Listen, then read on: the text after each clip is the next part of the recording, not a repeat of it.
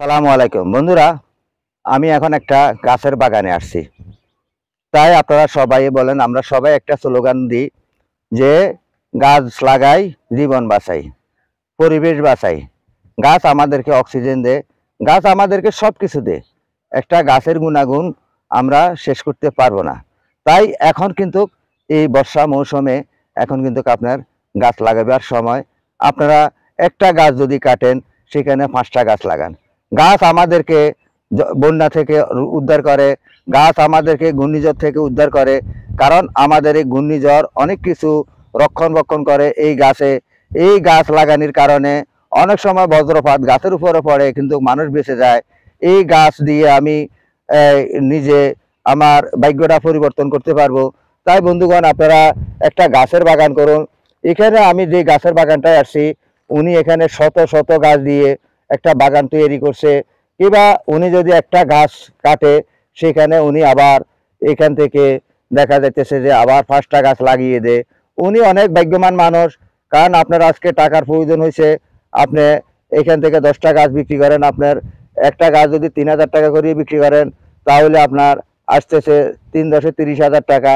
একটা গাছ যদি আপনি 5,000 টাকা করে বিক্রি করেন, তাহলে একটা গাছের 10টা গাছের থেকে আসতেছে 50,000 টাকা। একটা গাছ যদি আপনি 10,000 টাকা করে বিক্রি করেন, কারণ বড় বড় হয় গাছ, অনেক বিক্রেতার কি নাম, ফলে পরিচয়। একটা গাছ লাগাইলে গাছ কখনো আপনাকে ফেলে দিবে না, গাছ কখনো আপনার সাথে বেইমানি করবে না। বেইমানি করবে আপনার বন্ধু, বেইমানি করবে আপনার ভাই, বেইমানি করবে আপনার আপনজন। কারণ আপনার ভাই যদি 200 কোটিও টাকা থাকে, আপনার কোনো লাভ নাই, আর আপনার কাছে তো টাকাই নাই।